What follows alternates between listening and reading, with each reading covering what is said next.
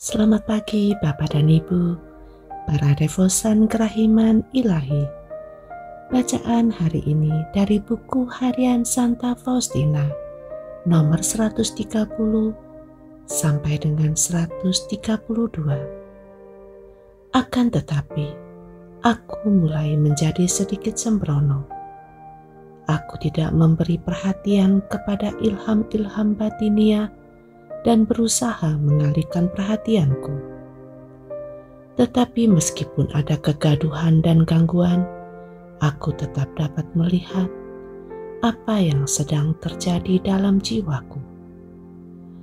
Bicara Allah sungguh jelas, dan tidak ada suatu pun yang dapat membungkamnya. Aku mulai menghindari perjumpaan-perjumpaan dengan Tuhan di dalam jiwaku, sebab aku tidak mau jatuh menjadi mangsa hayalan-hayalan. Tetapi dalam arti tertentu, Tuhan terus memburu aku dengan anugerah-anugerahnya. Dan sungguh, aku mengalami siksaan dan sukacita secara bergantian. Aku tidak menyebut di sini aneka penglihatan dan rahmat yang diberikan Allah kepadaku selama waktu ini, sebab aku telah menuliskannya di tempat lain.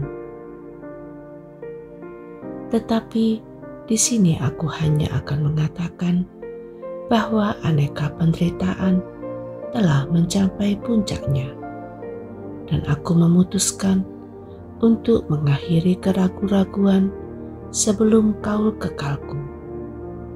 Sepanjang masa probasiku, aku memohon terang bagi imam yang harus mendengarkan aku membuka jiwaku sampai sedalam-dalamnya.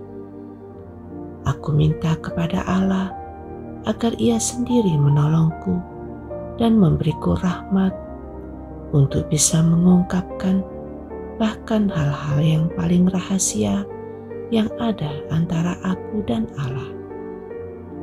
Juga aku minta agar aku mampu menjadi sedemikian terbuka sehingga apapun yang akan diputuskan oleh imam akan aku terima sebagai sesuatu yang datang dari Yesus sendiri. Tidak peduli keputusan macam apa yang akan Ia sampaikan kepadaku.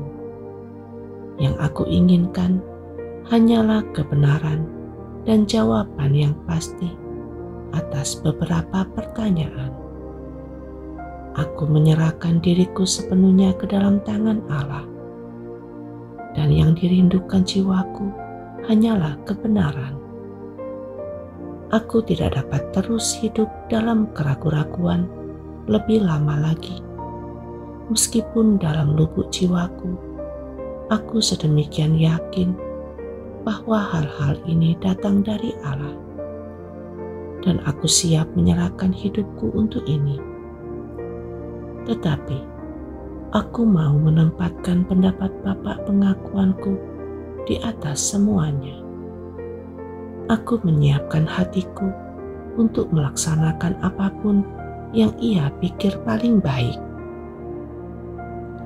dan untuk bertindak sesuai dengan nasihat yang akan Ia berikan kepadaku.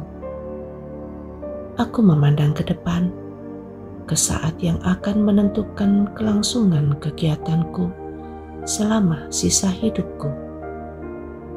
Aku tahu bahwa segala sesuatu akan tergantung pada saat ini. Tidak begitu menjadi masalah apakah yang akan dikatakan kepadaku selaras dengan ilham-ilham yang kuterima atau sama sekali lain. Ini tidak lagi menjadi masalah bagiku. Aku ingin tahu kebenarannya dan aku ingin mengikutinya. Yesus, Engkau dapat menolong aku. Sejak saat ini, aku telah memulai sesuatu yang baru. Aku menyembunyikan segala rahmat di dalam jiwaku dan menantikan siapapun juga yang akan diutus Tuhan kepadaku.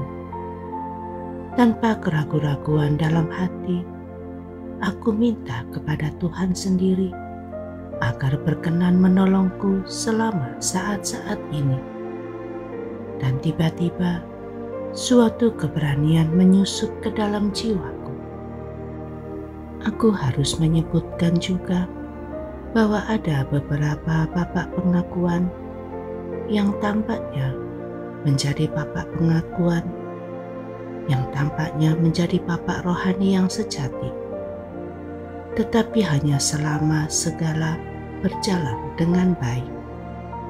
Ketika jiwa membutuhkan bantuan yang lebih besar, mereka menjadi bingung dan entah tidak dapat, entah tidak mau memahami jiwa itu. Mereka berusaha menghindari orang itu secepat mungkin. Tetapi kalau jiwa itu rendah hati, ia akan selalu memetik manfaat walaupun sedikit.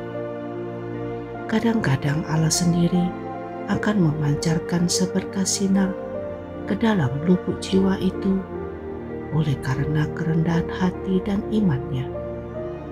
Kadang-kadang bapak pengakuan akan mengatakan sesuatu yang tidak pernah ia maksudkan, bahkan tanpa menyadarinya.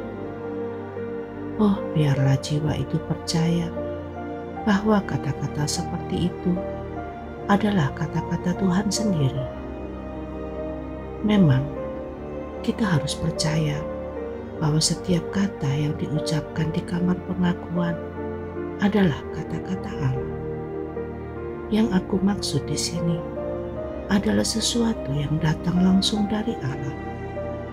Dan jiwa itu merasa bahwa imam itu bukanlah Tuhan atas dirinya, yang sedang mengatakan hal-hal yang tidak ingin ia katakan. Beginilah Allah mengganjar iman. Seringkali aku sendiri mengalami hal-hal seperti ini. Salah seorang imam yang sangat terpelajar dan sangat dihormati, yang kepadanya aku kadang-kadang pergi mengaku dosa, selalu bersikap keras dan menentang masalah-masalah yang aku ungkapkan kepadanya.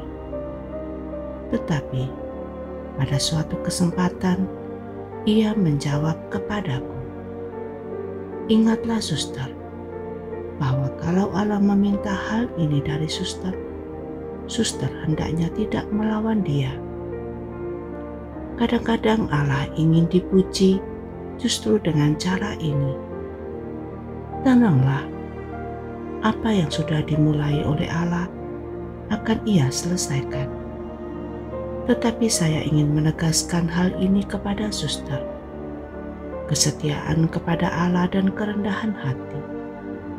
Sekali lagi kerendahan hati.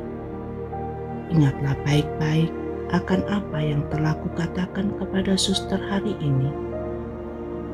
Hatiku sangat senang dan aku berpikir bahwa barangkali imam ini telah memahami aku. Tetapi situasinya berubah sama sekali, sehingga aku tidak pernah lagi pergi mengaku dosa kepadanya. Yesus, Engkau andalanku.